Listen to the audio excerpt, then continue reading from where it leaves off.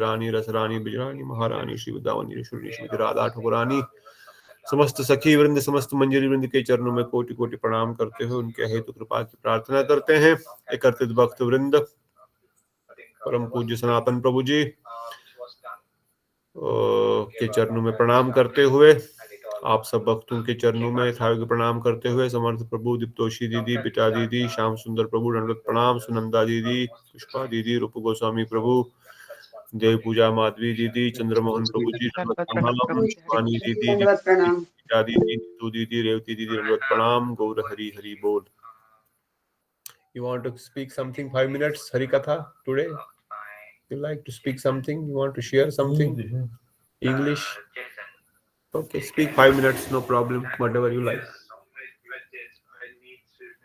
Anything you want to share, your experience in Brazil, what is preaching happening there, what you know about, anything you like, you can tell. Then we go start.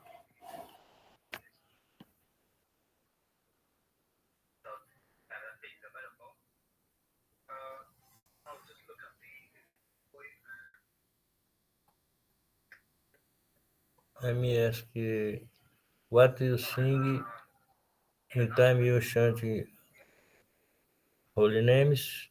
What do you sing about your Gurudeva in your heart? आप लोगों को आवाज clear आ रही है सनातन प्रभु की, या बोलूं जोर से बोलने के लिए? थोड़ी सी लो आ रही है प्रभु जी। You can sit here 2 minutes because the voice is low. थोड़ा सा प्रभु जी बोलेंगे 5 मिनट, उसके बाद हम अपनी सभा को एज यूजुअल आगे बढ़ाएंगे। In your heart need you installation Gurudeva in your heart, because impressions you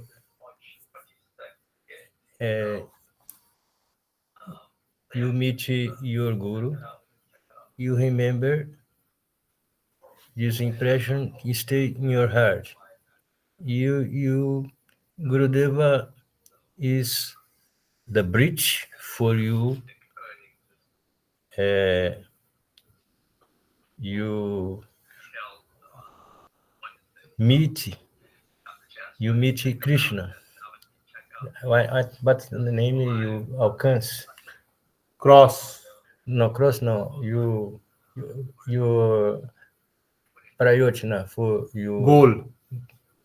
Yes, I difficult. Sorry, because difficult for language English, no? But is very important things. In time you chant holy names, you remember these impressions stay in your heart. For in time you meet this guru. Guru is like Krishna. You guru become happy. You is possible you see Krishna this life. Understand? You chant holy names. You remember your guru. He is the bridge for you meet Krishna this life. This is true idea. You can't, because many times you do seva together your guru. You remember these times. You is possible you cry because you feeling separation for your master. This master is this the prayojana is your master is your life, your soul. It's very important things. You remember this in time you serve your guru. You remember this is possible you chant this life one name, pure name, is Prayojana. You chant one pure name. Yes, and try. Chant. No importância.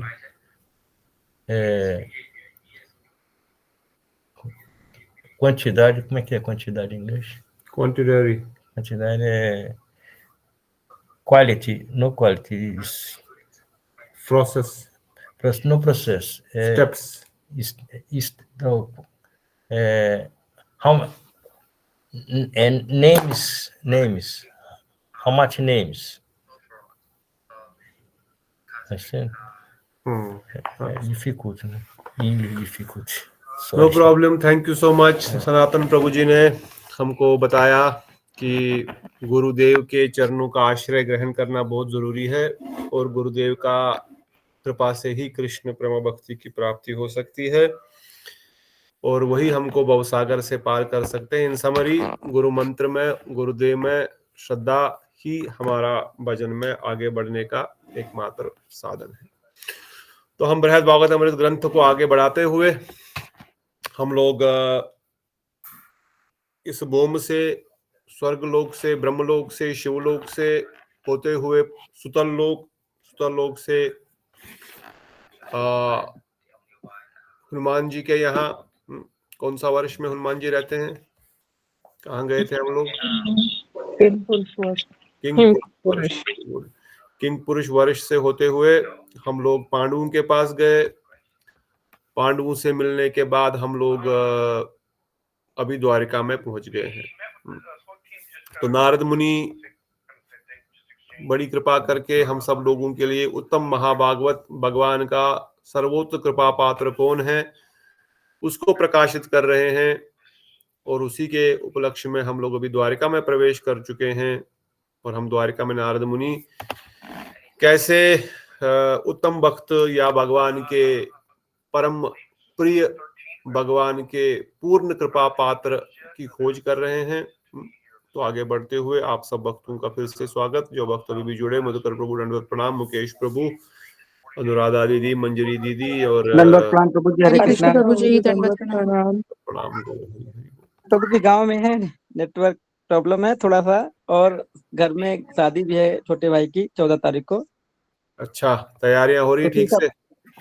जी प्रभु जी, तैयारियां हो रही हैं। कल तिलक चढ़ना था, तिलक हो गया programme, अब शादी है 14 तारीख को। तो 4 दिन पहले से प्रभु जी ये तेल मैन पता नहीं कौन कौन सी यहाँ पे सब प्रथाएं होती है, वही सब चल रहा है तैयारी। ठीक है। आपको तिलक में कोई सोने का तिलक लगा कि नहीं लगा, वो बताओ बस। नहीं प्रभु जी, तिलक में क्या होता है, हमारे यहाँ अखंड रामायण होती है, 2 दिन वो प्रोग्राम चला था रामायण का, बहुत अच्छा लगा। गांव में तो पूरा 40-50 लोग एक साथ पढ़ते हैं रामायण, मतलब बैठते हैं और 8-10 लोग पढ़ते हैं साथ में। बहुत मजा आया, बहुत अच्छा लगा। काफी दिन के बाद इतना अच्छा रामायण सुनने को मिला, पढ़ने को भी काफी देर मिला, तो बहुत अच्छा लगा प्रभु जी। फिर तो आपको हीरे जवाहरात मिल गए, रामायण पढ़ने को मिला, सोने की क्या वैल्यू है फिर? जी प्रभु जी, बहुत सुंदर। बस वही 2 दिन कथा नहीं अटेंड कर पाए, वही याद बनी रहती थी कि मिस हो रहा है। कोई बात नहीं, आज आप आए, आवाज भी ठीक है, आप सुनते रहिए और रिकॉर्डिंग भी है। अपने श्याम सुंदर प्रभु रिकॉर्डिंग हमेशा अपलोड करते रहते हैं, खाली लिंक नहीं भेजते हैं, परंतु ग्रुप में तो आप रिकॉर्डिंग हो जाती है। श्याम सुंदर प्रभु को टाइम मिलेगा तो लिंक भी डाल दिया करो, ताकि उससे रिमाइंडर ग्रुप में भी पता लग जाता है कि रिकॉर्डिंग आ गई है। तो बहुत धन्यवाद। तो हम लोग सुन रहे हैं परम प्रिय भगवान के कृपा पात्र की खोज।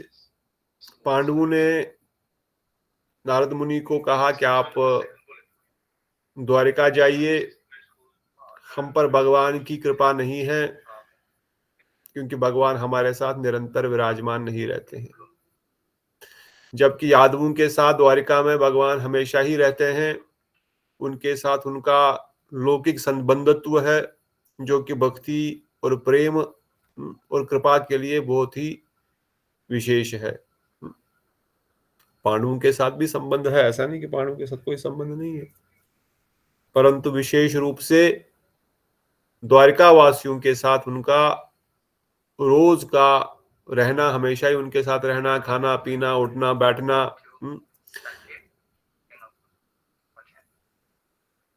इस प्रकार से वह ही भगवान के विशेष कृपा पात्र है। एक मिनट, आप लोग अभी आगे पढ़िए, यहां से मैं आता हूँ। Body is calling. हे जादवगण, आप लोग श्री कृष्ण के साथ उनके दर्शन, स्पर्शन, संभाषण, अनुगमन, उपवेशन, भोजन, शयन और विवाह आदि दैहिक सुदृढ़ संबंधों से भी श्रेष्ठ प्रेम संबंध के द्वारा बंधे हुए हो। इसलिए श्री कृष्ण वैकुंठ वास को भूलकर निरंतर विविध प्रकार के विलास के साथ अपनी भक्ति का विस्तार करते हुए आप लोगों को अनेक प्रकार से अनिर्वचनीय सुख प्रदान कर रहे हैं। स्क्रॉल करना पड़ेगा। ओके। ये आगे बढ़ेंगे। Wait a minute. भावानुवाद भी पढ़ना है प्रभु जी। इसका भावना बड़ा लंबा है। वेट मैं जरा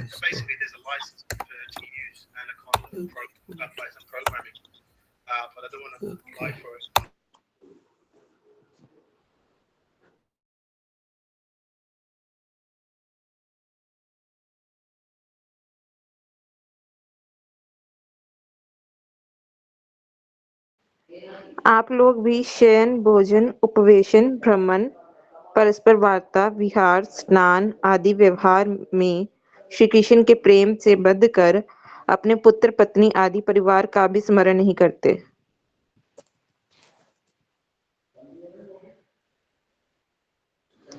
हे महाराज अधिकार उग्रसेन, आप भी जगत में श्री कृष्ण के कृपा पात्र के रूप में प्रसिद्ध हैं। आपके अद्भुत सौभाग्य की महिमा का कौन वर्णन कर सकता है।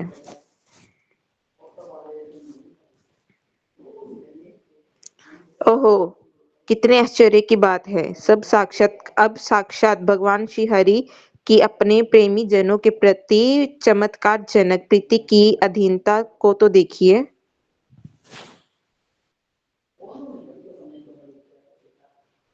हे जदुराज, जब आप इस उच्च सिंहासन पर विराजते हैं, तब आपके सामने श्री कृष्ण सेवक की भांति खड़े होकर आदर सहित इस प्रकार कहते हैं। हे देव, कृपया श्रवण करें, मैं आपका सेवक हूँ। मुझे यथा योग्य आदेश प्रदान करें, इसलिए मैं आपको बारंबार प्रणाम करता हूँ तथा जिनके साथ आपका संबंध है उनको भी प्रणाम करता हूँ।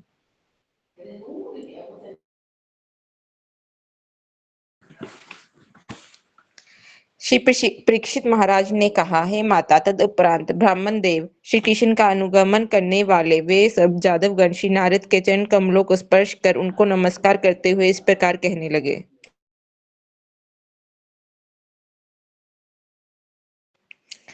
श्री यादवगण बोले, हे परम आराध्य देवर्षि श्री नारद, आप हमारे पूज्य श्री कृष्ण के भी पूजनीय हैं। अतएव किस लिए आप नीच व्यक्तियों में भी महानीच हम लोगों को बार बार प्रणाम कर रहे हैं। आपने वाक चातुर्य में वाक्पति को भी पराजित किया है। अतएव आपने हम लोगों का जो महात्म्य वर्णन किया है वे जादविंदर श्री कृष्ण के प्रभाव से असंभव नहीं है। श्री कृष्ण के साथ किसी प्रकार के संबंध की गंध होने से ही सभी को सब प्रकार की सिद्धियां प्राप्त हो सकती है, क्योंकि वे दया के सागर तथा अहेतुक श्रेष्ठ बंधु हैं। हे महामहिमा के सागर, वे महामहिमा के सागर है। उनका स्मरण करने मात्र से ही वे समस्त फल प्रदान करने वाले हैं। वे दीननाथ है, अर्थात अनाथों के एकमात्र आश्रय है। विशेषता, वे दीनहीन व्यक्तियों पर विशेष कृपा करते हैं।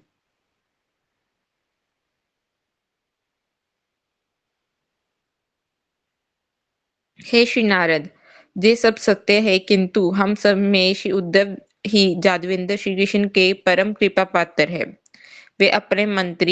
वे उनके मंत्री, शिष्य, भृत्य, सेवक और उनके अत्यंत प्रिय है। प्रभु श्री कृष्ण यदि हमको छोड़कर कहीं और चले जाते हैं, तब हमारे द्वारा अनुभव उनके विरह का दुख उनके लौट कर आ जाने पर भी दूर नहीं होता। हमारे प्रभु श्री कृष्ण ना जाने फिर कब कहाँ चले जाए। इसी चिंता से हमारा दुख कभी भी दूर नहीं होता, अर्थात भविष्य में विच्छेद के भय से भगवान का दर्शन होने पर भी हमें संपूर्ण रूप से सुख नहीं होता। किंतु श्री उद्धव निरंतर श्री कृष्ण के समीप रहकर उनकी सेवा द्वारा सुखी हो रहते हैं। भगवान श्री कृष्ण द्वारा विशेष कार्यों के लिए जिन स्थानों पर स्वयं जाना होता है, उन स्थानों पर भी वे श्री उद्धव को अपने प्रतिनिधि के रूप में भी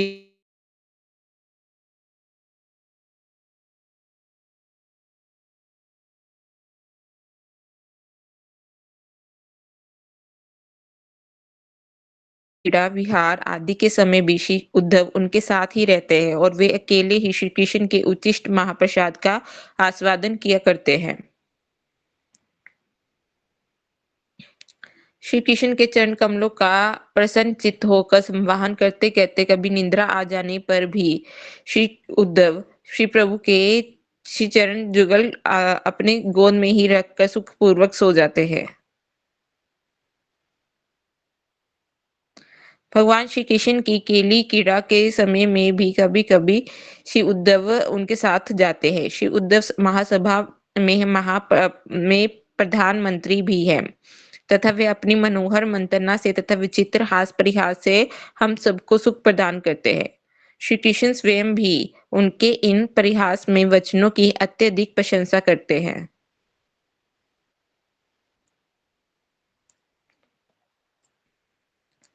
श्री उद्धव के सौभाग्य का हम लोग और अधिक क्या वर्णन करें। वे बचपन से ही भगवान श्री कृष्ण के चरण कमलों की सेवा में इस प्रकार आविष्ट रहते हैं कि मूल लोग उनके उस आवेश को वातुलता पागलपन का कार्य समझते हैं।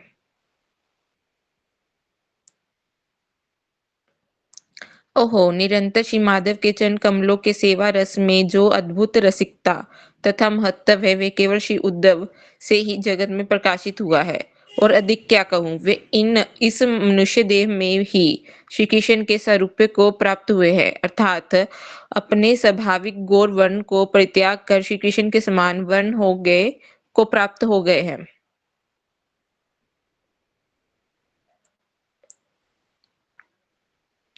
श्री उद्धव श्री प्रद्युम्न से भी अधिक सुंदर तथा श्री कृष्ण के अत्यंत प्रिय है। वे भगवान की प्रसादी वनमाला पीताम्बर मणि मकर कुंडल और हार आदि द्वारा विभूषित होकर हम सबको निरंतर सुख प्रदान करते हैं, अर्थात उनको हठात दूर से दर्शन करने से लगता है कि यही हमारे श्री देवकी नंदन है। इस प्रकार श्री कृष्ण की भ्रांति उत्पन्न कर वे हमारे हृदय में एक विशेष आकर्षण उत्पन्न करते हैं।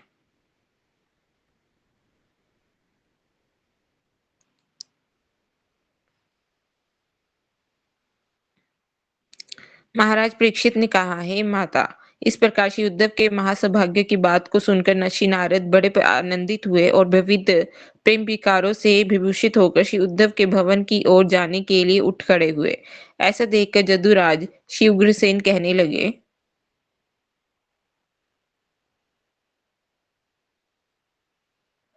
महाराज श्री उग्रसेन ने कहा, हे भगवान, हमने पहले भी कहा है कि श्री कृष्ण की आज्ञा के बिना श्री उद्धव एक क्षण काल भी उनको छोड़कर किसी अन्य स्थान पर नहीं रहते हैं। किंतु मैं प्रार्थना करके श्री कृष्ण का संग प्राप्त नहीं कर पाता। इस तुच्छ राजकार्य के कारण मैं प्रभु के संग रूप महान लाभ से वंचित हो रहा हूँ।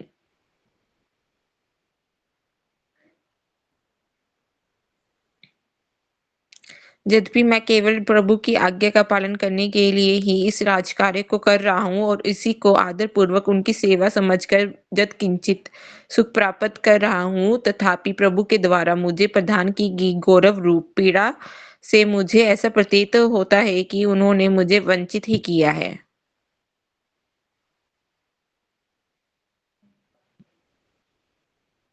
वास्तव में श्री कृष्ण ने किसी को भी मेरे समान वंचित नहीं किया है। श्री उद्धव तो बहुत सुखी है क्योंकि भगवान उनको सदैव अपने साथ रखकर सेवा सुख प्रदान करते हैं तथा उस सेवा के सौभाग्य से कभी भी उनको वंचित नहीं करते हैं।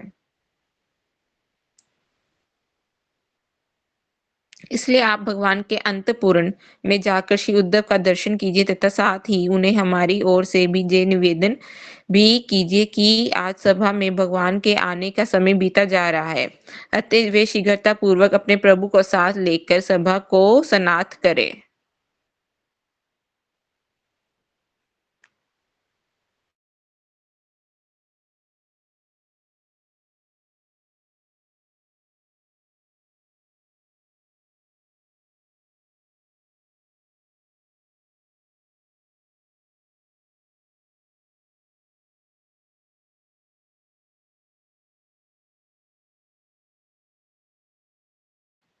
महाराज परीक्षित ने कहा, हे माता, श्री उद्धव के महात्म्य को श्रवण कर भगवान के परम प्रिय श्री नारद प्रेम रस में निमग्न हो गए। अतः समस्त विषयों को भूल जाने के कारण हाथ में वीणा होने पर भी उनको बजाने का सामर्थ्य उनमें नहीं रहा।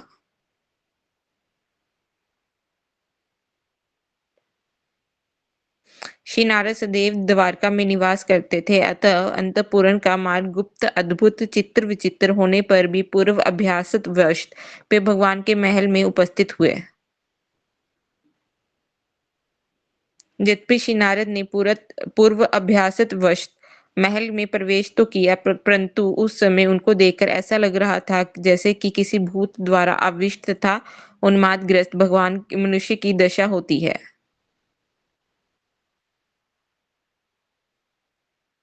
वे कभी तो लड़खड़ा जाते, कभी भूमि पर गिर पड़ते, कभी चेष्टा रहित होकर खड़े रहते, कभी भूमि पर लोटपोट खाते, कभी आर्त स्वर से रोने लगते, कभी चित्कार करते, कभी छलांग लगाकर दौड़ते, कभी कभी गान और नृत्य करने लगते और कभी कभी कंप, श्वेत, पुलक, रोनादि समस्त प्रेम विकार एक ही साथ ही उनके शरीर में उदित होते थे। हे माता, अब आप पहले से भी अधिक सावधान हो जाइए। यदि आप मुझे अस्थिर देखें तो मुझे भी स्थिर कराएं तथा स्वयं धैर्यपूर्वक मेरे द्वारा कहे जाने वाले इस विषय को श्रवण करें।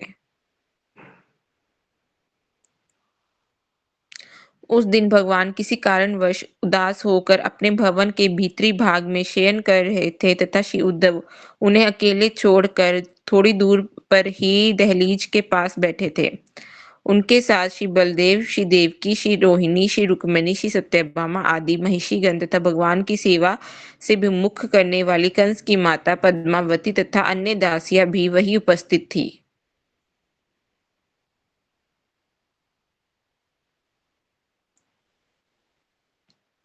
वे सभी वहां विस्मित होकर मौनावस्था में बैठे थे। उसी समय उन्होंने श्री नारद को अपूर्व प्रेम चेष्टाएं प्रकाश करते हुए उस स्थान पर उपस्थित होते देखा।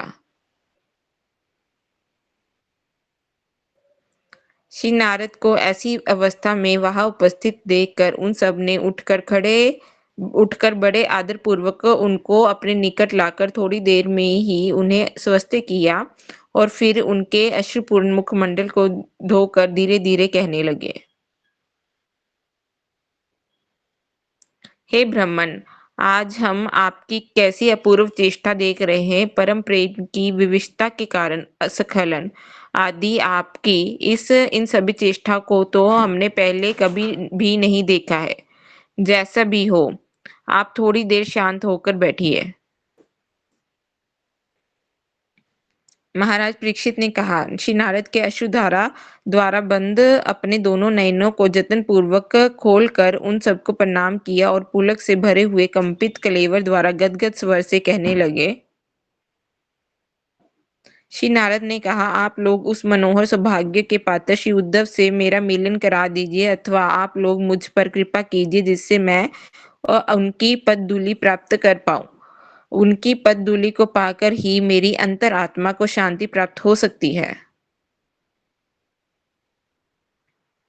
प्राचीन तथा नवीन भक्तों को भी श्री कृष्ण की जिस कृपा की प्राप्ति नहीं हुई, श्री उद्धव ने प्रचुर परिमाण में उस कृपा को प्राप्त किया है। इसलिए स्वयं श्री भगवान ने उनको अपनी महाविभूति बताया है। अतः हे भगवत भक्तों, अतः जे भगवत भक्तों में सर्वोत्तम है।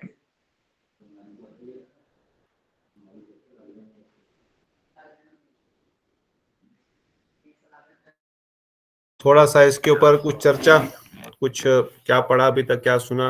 ये लोग मुझे आज संजीव संजीव संजीव करके पुकार रहे थे, तो आई हैड टू गो। तो हमेशा तो मैं लॉग इन करके छोड़ देता हूँ, पर आज मुझे ये लोग छोड़े नहीं। सो अभी हमने जो पढ़ा द्वारिका वासियों का गुणगान, और अभी उद्धव जी का गुणगान हम सुन रहे हैं।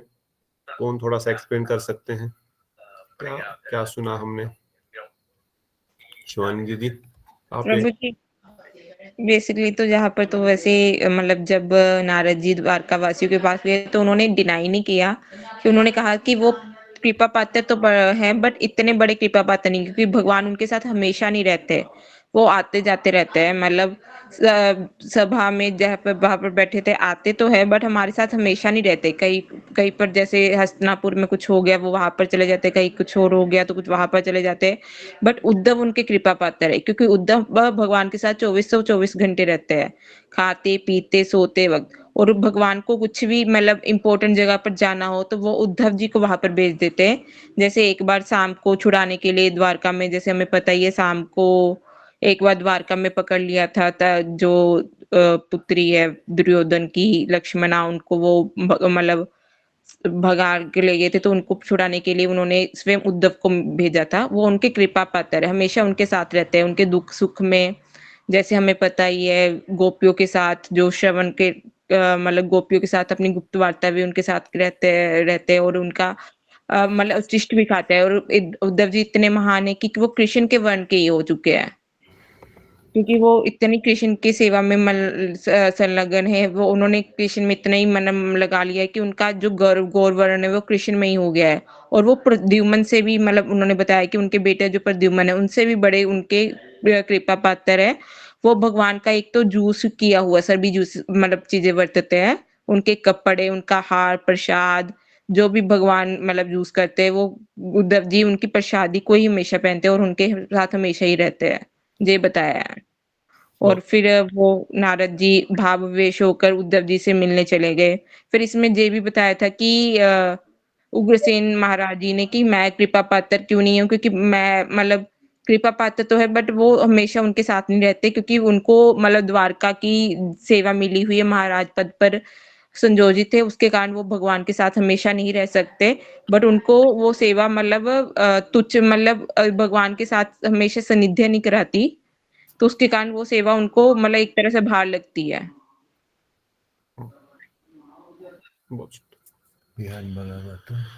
Yes, Brihad Bhagavatamrit. So Narada Muni, This translation, English translation is there. So Narada Muni देख रहे हैं कैसे उग्रसेन आदि जो कृपा की खोज हो रही है। This is Uddhav, this is Narad मुनि। तो जो कृपा नारद मुनि जिस कृपा पात्र की खोज कर रहे हैं, उसमें यादव तो है, पर यादवों में सर्वश्रेष्ठ कौन है? अगर यहाँ पर अनुभव किया जाए तो इवन अक्रूर आदि, आई मीन उग्रसेन आदि, इवन रुक्मिणी देवी आदि का भी वर्णन नहीं कर रहे हैं।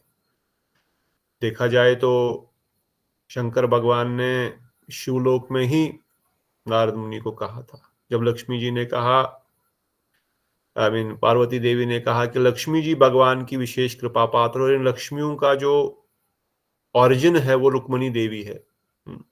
तो रुक्मिणी देवी ही भगवान की विशेष कृपा पात्र है। अभी वो द्वारिका में विराजमान है, सब लक्ष्मियों की स्तोत्र वहां पर है। पर तब शंकर भगवान ने भी उस समय उनको कहा, अधिकार के अनुसार मैं बता रहा हूं, आप अभी सुतल लोक में जाइए। पर अब द्वारिका में आने के बाद भी उद्धव जी के बारे में वर्णन हो रहा है। क्यों? क्या भगवान की रानियों से भगवान को प्रेम नहीं? क्या उन पे विशेष कृपा नहीं है? उद्धव जी में ऐसी क्या विशेषता है कि वह इवन कृष्ण की रानियों से, अपने बच्चों से भी अधिक प्रिय है उनको? अरे अपने बीबी बच्चे से ज्यादा प्रेम किसी को कोई करता है क्या? परंतु ऐसा क्या वैशिष्ट है उद्धव जी में, और हम क्या शिक्षा ले रहे हैं कि भाई भगवान के साथ संबंध तो जरूरी है,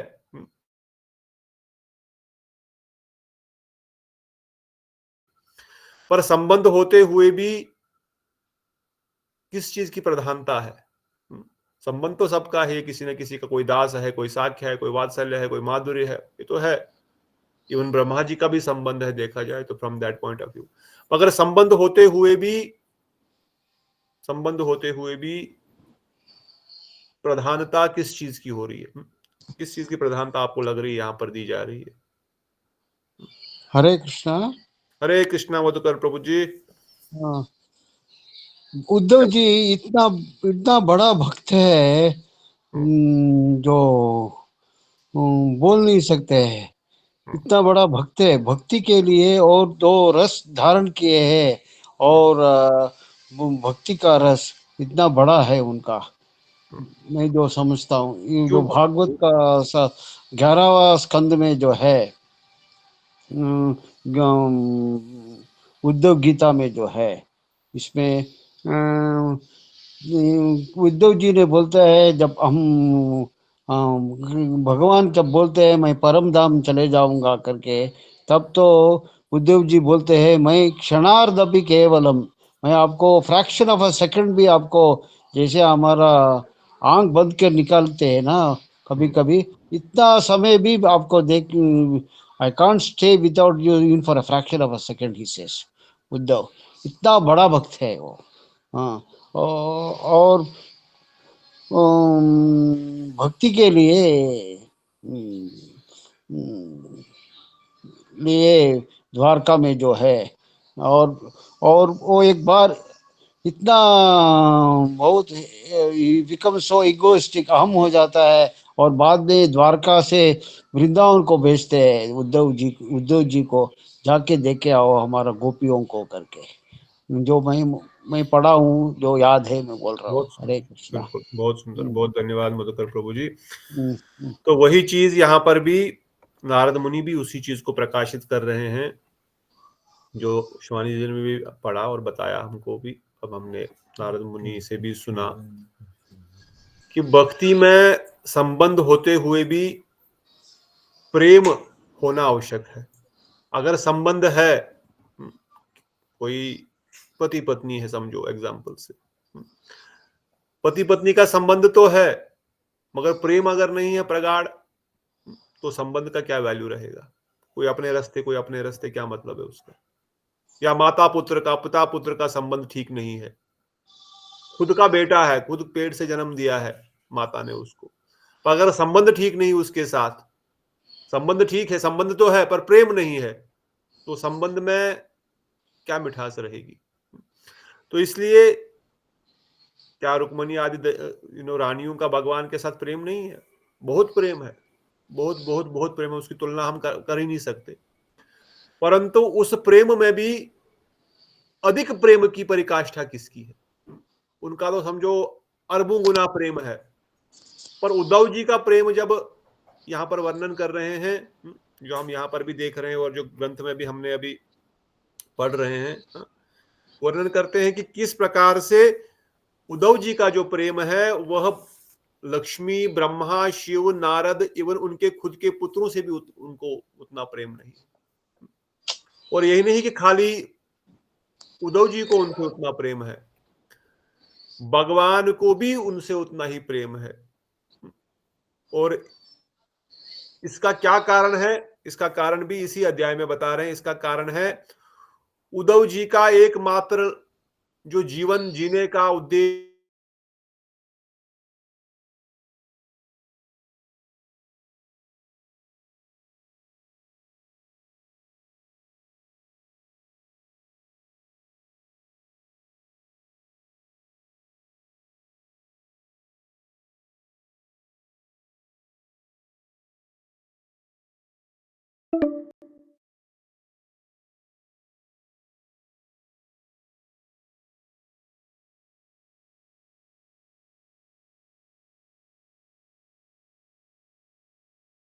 कौन सा भाव प्रकाशित हो रहा है वो यहां पर विशेष है।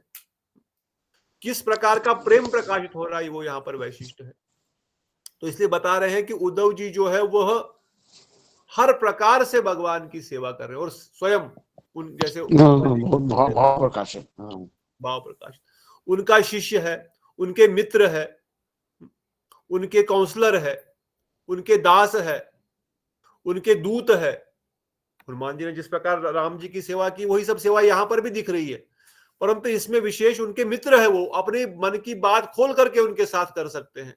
जैसे मधुकर प्रभु बताए, उन्हीं को वृंदावन भेजा और किसी को नहीं भेजा वृंदावन जाकर के। तुम जाकर संदेश थोड़ी गोपियों को देना है वृंदावन जाकर के। अभी तो गोपियों के गुरुदेव कहते हैं गोपियों के स्कूल में पढ़ करके आना है कि प्रेम किसको कहते हैं। अच्छा, आप मुझे बोल रहे हो कि भाई आप क्यों रोते रहते हो, आप मुझे बोलते हो कि आप क्यों यहाँ पर विरह में रहते हैं, आप तो परम अद्वैत ज्ञान पर तत्व है। गुरुदेव का आज का लेक्चर सुबह अगर किसी ने सुना होगा, अद्वैत ज्ञान पर तत्व, आप तो परम ब्रह्म है, आप क्यों रो रहे हो। उद्धव जी भी रो रहे हैं भगवान श्री हरि का रोना देख करके, पर उनको समझ में नहीं पा रहा कि ये क्यों रो रहे हैं। तब भगवान बोल रहे हैं तुम क्यों रो रहे हो, फिर तुम मुझे देख करके क्यों रो रहे हो, तुमको क्यों रोना आ रहा अगर मुझे कष्ट है तो। फिर भी उद्धव जी जब इस चीज को नहीं समझ पा रहे हैं, तब जाकर के उनको वृंदावन भेज देते हैं, जो हमने सुना।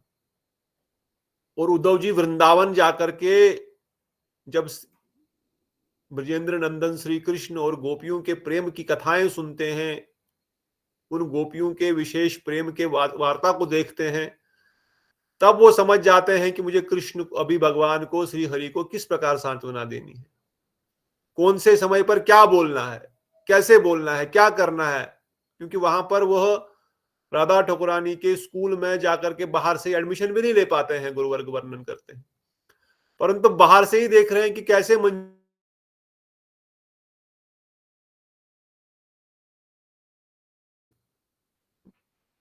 कम से कम श्री हरि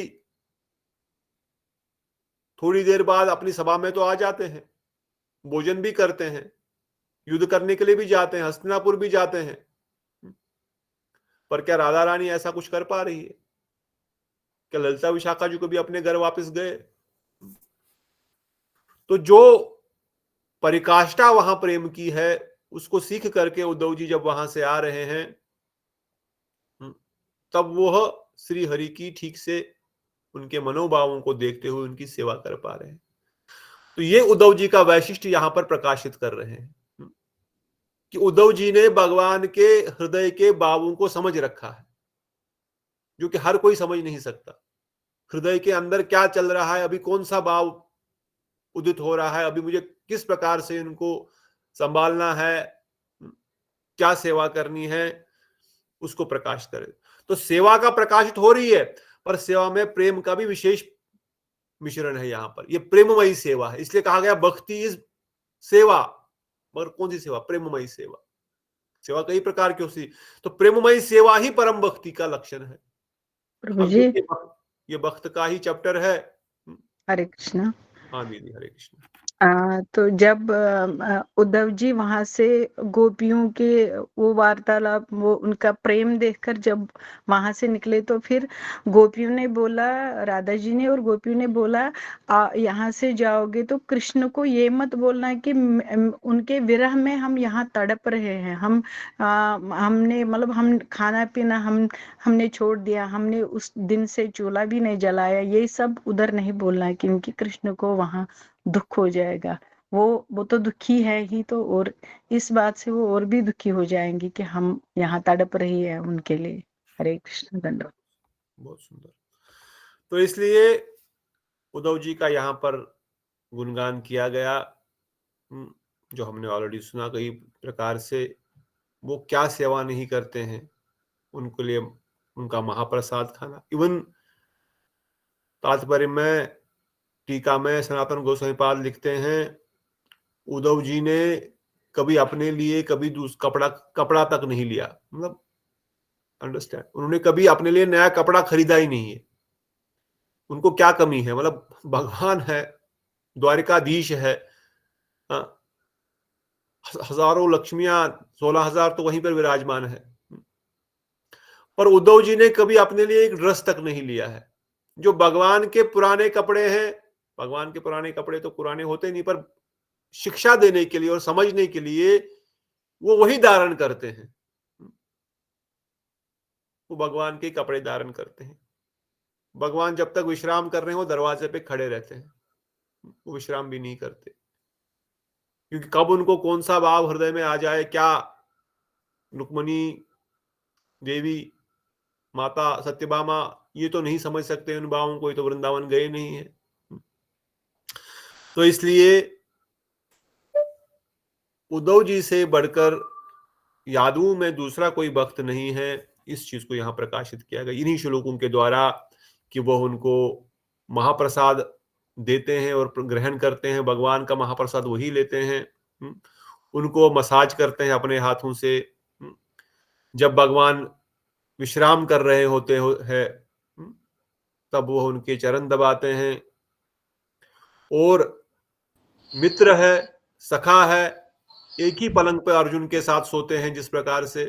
अब ये दास्य भाव यहाँ पर नहीं है, ये समझने का विशेष है, वो दास की तरह सेवा कर रहे हैं मगर भाव दास नहीं, भाव साख्य है, उनके भाई है, साख्य रस में एक ही पलंग पर सोते हैं, और कभी भगवान के चरणों को अपनी छाती पे लगा करके पकड़ करके सोते हैं, उसके बगैर वो रेस्ट कर ही नहीं सकते।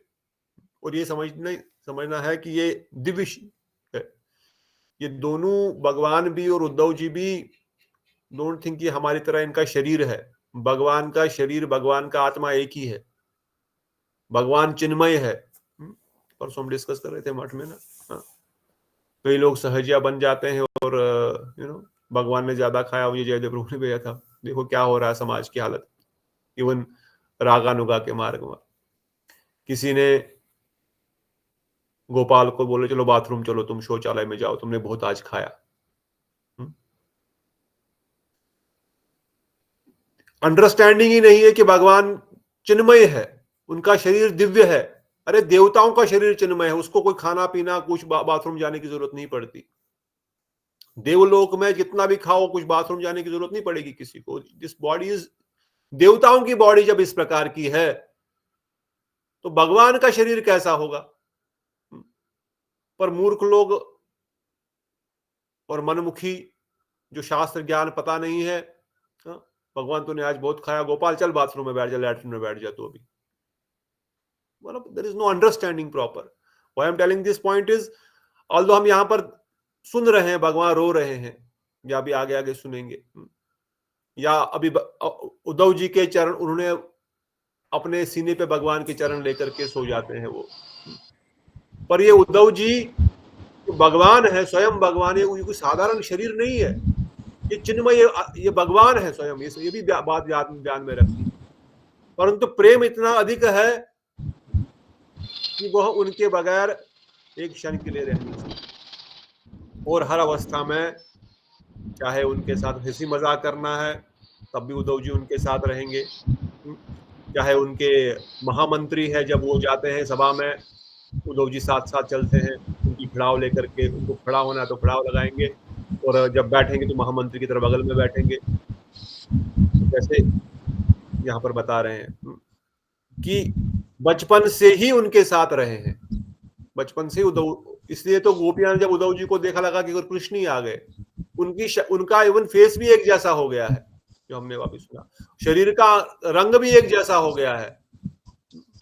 आपने अनुभव किया होगा, मुझे याद है हमारे पुरानी के पिछली कंपनी में जो मेरा मैनेजर था, उसका मैनेजर था, पहले तो दोनों की आवाज अलग थी, बाद में जब मीटिंग में आते थे जो मेरा मैनेजर था उसके मैनेजर की लगता था कौन बोल रहा पता नहीं लग रहा था, मतलब इतना 8-10 साल में इतना सिंक हो गया कि आवाज भी एक जैसे होने लग जाती है, और बोलने का तरीका, ट्यूनिंग में भी आवाज में भी नहीं बदलेगी, मगर जब बोलने का तरीका है, जो ट्यून है, जो मीटर है, you can not even understand कि ये बोल रहा है कि वो बोल रहा है। आपने भी अनुभव किया होगा प्रैक्टिकली इन मटेरियल वर्ल्ड में ऐसा। और जो उद्धव भगवान में 24 आवर निवेशित है, उनका शरीर का कलर, उनका शक्ल, उनका शक्ल सूरत, उनकी आवाज, सब कुछ कृष्णमय हो चुकी है। तो ये प्रेम की परिकाष्ठा है। कहते हैं attended from list Lord because of desire of his service. और उनको भगवान की ऐसी प्राप्ति क्यों हुई है? क्योंकि वह भगवान की सेवा में निरंतर तत्पर है। तब उग्रसेन ने कहा आप कृपा करके उद्धव जी से मिलने जाइए, उद्धव जी से ये भी कहना कि हम सब लोग सभा में श्री हरि का इंतजार कर रहे हैं, आप श्री हरि को यहाँ पर लेके आइए। तो इस अध्याय को यहाँ पर विराम होते हुए उद्धव जी श्री हरि का, अब उद्धव जी को क्या प्रश्न, या शुरू हो गया था ना ऑलरेडी यार? जी प्रभु जी। तो इस छठे अध्याय में अपने भक्त सुना, परम भक्त की परिकाष्ठा है। कोई पढ़ना चाहते हैं एक बार बिफोर वी कंक्लूड? ये तो आपने पढ़ा होगा, ये तो हो गया था ना? हाँ जी प्रभु जी, तो पढ़ लीजिए। मतलब थोड़े से पढ़ लिया था। तो फाइनली नारद मुनि कीर्तन करते करते उग्रसेन की या उस सुधर्मा सभा से उद्धव जी कहाँ है, ये ढूंढ रहे उद्धव जी कहाँ है, उद्धव कहाँ बैठे हैं। तो कोई उनको संकेत कर रहे हैं कि वह आप कृष्ण भगवान श्री हरि का द्वारिका में जहां कमरा है उसी कमरे की ओर जाइए, और वहां आपको उद्धव वहीं मिलेंगे और कहीं नहीं मिलेंगे। या तो कमरे के अंदर होंगे, नहीं तो दरवाजे के ऊपर खड़े होंगे। तो उस समय नारद मुनि मन ही मन उद्धव को प्रणाम करते हुए, उनका गुणगान करते करते उद्धव जी को ढूंढने के लिए भगवान श्री हरि की कमरी की ओर जाते हैं और उद्धव जी को गुणगान करना प्रारंभ करते हैं।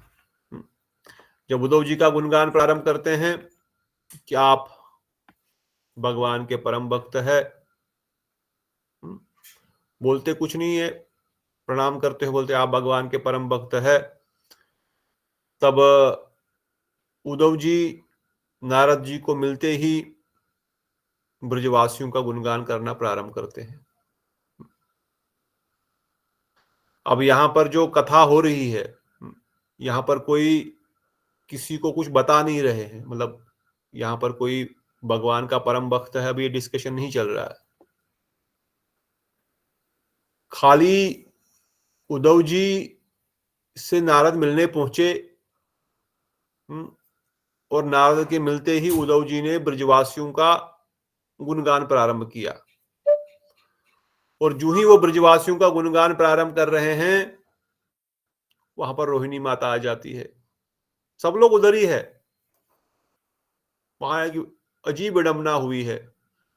दोपहर हो चुकी है, ब्रजेंद्र नंदन श्री हरि अभी अपने कमरे से बाहर नहीं आए हैं। सब लोग कमरे के बाहर खड़े हुए हैं। उद्धव जी भी वहीं पर खड़े हैं। रानियां भी आसपास में घूम रही। आज तो सुबह से दोपहर हो गई, अभी तक ये कमरे से बाहर क्यों नहीं आ रहे हैं? और बाहर नहीं आ रहे हैं तो फिर भी ठीक है, अंदर से ये रोने की आवाजें आ रही है, जोर जोर से रोने की आवाजें आ रही है। अब द्वारिकावासी कहते हैं कि ये तो हम देखते हैं, भगवान सूर्य उदय से पहले ही उठ करके सूर्य देव को प्रणाम करते हुए एक नॉर्मल गृहस्थी की तरह एक आदर्श प्रस्तुत करते हैं, माता पिता को प्रणाम करते हैं, सूर्य देव को प्रणाम करते हैं, फिर सबसे मिलते हैं सुबह सूर्योदय से पहले उठ करके। आज सूर्य उदय हुए भी 10 घंटे हो गए, 5 घंटे हो गए, 6 घंटे हो गए। ठीक है, कभी कभार जो द्वारिकेश है वह देर तक अपने कमरे में रो रहे होते हैं और फिर बाहर नहीं आते हैं, और जैसे तैसे उद्धव उनको लेके आ जाते हैं, चलो 8-10 बजे तक। पर आज तो दोपहर हो गई है, सभा में सब लोग इंतजार कर रहे हैं, आज कृष्ण बाहर आ ही नहीं रहे हैं और उद्धव जी भी कुछ कर नहीं पा रहे हैं। तो ये नारद मुनि जो ही उद्धव जी को प्रणाम करते हैं या उद्धव जी नारद मुनि को प्रणाम करते हैं, आलिंगन करते हैं, एक दूसरे का वर्णन करते हैं, उनका सर अपनी गोद में लेकर के उनको सहारने लगते हैं। तब उद्धव जी उस समय ब्रजवासियों का गुणगान करना प्रारंभ करते, वो बोलते हैं कि भाई अब उनके हृदय में निरंतर ब्रजवासियों का ही चिंतन है और ब्रजवासियों के बारे में कुछ कथा बोलना चाहते हैं।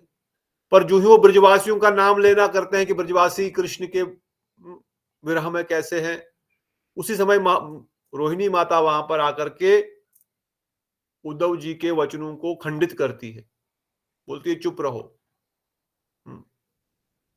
तुम बता रहे हो कि कृष्ण ब्रजवासियों से प्रेम करते हैं, कुछ प्रेम नहीं करते ब्रजवासियों से,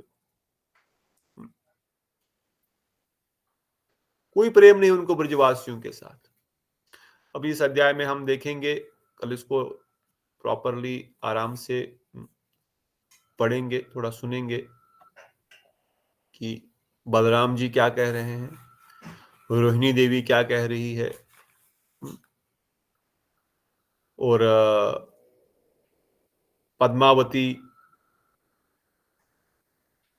जो कंस की क्या लगती है,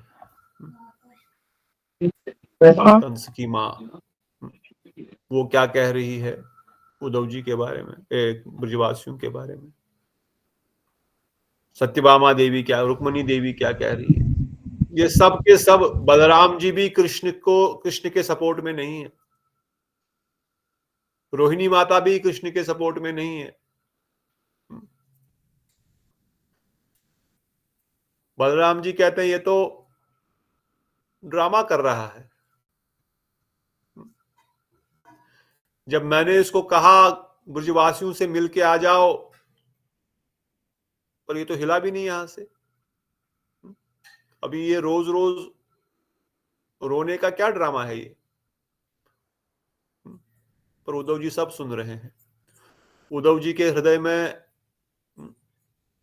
पेन है, क्योंकि वो जानते हैं श्री हरि के अंदर की बात, क्योंकि उनके साथ रहते हैं, और बलराम जी भी जानते हैं, ऐसा नहीं रोहिणी माता नहीं जानती, सब जानते हैं, मगर ये समझ नहीं पा रहे हैं कि अगर श्री हरि आज ब्रजवासियों के विरह में इतने कातर है कि वह रोने की आवाज, अभी वो ऑलमोस्ट अनकॉन्शियस होकर अंदर हो गए हैं, तो ये लोग क्यों ऐसा कह रहे हैं कि उनको ब्रजवासियों से प्रेम नहीं है, और किस प्रकार से रानियां या उद्धव जी इस वार्ता को आगे बढ़ाते हैं। इसमें बड़ा ही सुंदर, यहां पर कोई तत्व सिद्धांत नहीं, यहां पर विचार प्रेम की परिकाष्ठा क्या है कि स्वयं ब्रजेंद्र नंदन क्या कर रहे हैं। तो इस अध्याय को हम ठीक से कल पढ़ेंगे, आज हम यहाँ पर इसको विश्राम देंगे, क्योंकि उद्धव जी को प्रणाम करने के बाद हरे कृष्णा, उद्धव जी का वृंदावन में ब्रिजवासी गोपियों को देख के हरि बोल, बोलिए प्रभु जी। Yes yes, I am hearing. Vrindavan में ब्रिजवासी को देख के उद्धव जी को ऐसा हो लगता है कि वृंदावन में एक घास जैसे पैदा हुआ तो भी अच्छा रहेगा, क्योंकि वो गोपियों का ब्रिजवासी का धूल हमको लगेगा करके, ऐसा मन में चिंतन आता है। वो भ्रमर गीत में है वो, बिल्कुल मैं तो सुना है या पढ़ा है, मुझे मालूम नहीं, बिल्कुल सही बोला, उद्धव जी की भावना है। उद्धव जी और एक्चुअली वृंदावन को भेजे थे दिखाने के लिए, क्या भक्ति क्या है करके दिखाने के लिए उद्धव जी को भेजे थे भगवान जी।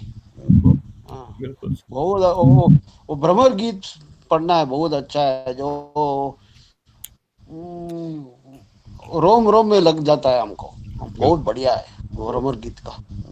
सभी एक बार भ्रमर गीत पढ़ी है, बहुत बढ़िया लगेगा। जरूर आपकी कृपा से अवश्य पढ़ेंगे। मुझे जो याद है मैं बोला हूँ, बहुत बिल्कुल सही है। इस अध्याय में पढ़ना है, एक बार और एक बार पढ़ना है, आप पढ़ेंगे, मिलकर के पढ़ेंगे सब लोग, और देखेंगे ब्रजवासियों का प्रेम जो है वो पढ़ने से हमारे हृदय में वो भी जागृत हो जाएगा, वो उस प्रेम की तरंगे हमारे हृदय को स्पर्श करेंगी। और इस अध्याय में हम ये सीखेंगे, अगर ये सब बता रहे हैं आप वृंदावन क्यों नहीं जा रहे हैं, तो आप भगवान क्यों नहीं जा रहे हैं वृंदावन। और अगर उनको ब्रजवासियों से प्रेम है तो ब्रजवासियों को ही यहाँ पर द्वारिका में क्यों नहीं लेके आ रहे हैं। और अगर दोनों भी नहीं कर सकते हैं, अगर वो परम ब्रह्म है, भगवान है, तो कोई दूसरा तीसरा सोल्यूशन क्यों नहीं निकाल रहे हैं। तो क्या सच में भगवान जो कहा गया है कि वो पूर्ण वैरागी है, क्या वो सच में पूर्ण वैरागी है इसलिए वहां पर नहीं जा रहे हैं। और क्या उनका दिन का कार्यकलाप है द्वारिका में, ये हमको सुनने को मिलेगा। वो सुबह उठते हुए क्या करते हैं और किसका चिंतन करते हैं, ये सब बड़ा सुंदर इसमें वर्णन आएगा। तो इस चैप्टर को अवश्य है हम सब लोग ध्यान से सुन करके, समझ करके, रसास्वादन करके हृदय में उन भावों को प्रकाशित करने की प्रार्थना करेंगे। तो आज यहाँ पे रुकते हैं, कोई प्रश्न है तो पूछ सकते हैं। हरे कृष्णा, जय उद्धव जी की जय हो। हरे प्रभु की जय। पिता जी आपके प्रश्न का मैं कल उत्तर दूंगा। एक प्रश्न का उत्तर अभी दे देता हूँ क्योंकि आपने बहुत 3-4 प्रश्न पूछे जो आज के भागवत कथा से है। दुर्वासा मुनि विशेष रूप से श्री हरि को खीर शरीर में लगाने के लिए, ऑल्दो भगवान है मगर दुर्वासा को भी भगवान से बहुत प्रेम है। वो जानते हैं आगे क्या लीला होने वाली है, आगे ही लीला में हरि को इस धराधाम से वापस अपने धाम में जाना है। परंतु फिर भी उनका प्रेम में विवर होकर के उन्होंने खीर बनवाई और कहा रुक्मिणी को उनके पूरे शरीर में लगाओ। उस खीर से भगवान का पूरा शरीर वज्र समान हो गया, वज्र के समान हो गया। ऐसे कोई तीर उनके शरीर को आर पार नहीं हो पाएगा। और रुक्मिणी देवी ने वह अंगूठे में नहीं लगाई। ये साधारण दृष्टिकोण इसका ऐसा है। कृष्ण वो कुछ बोलना चाहते हैं?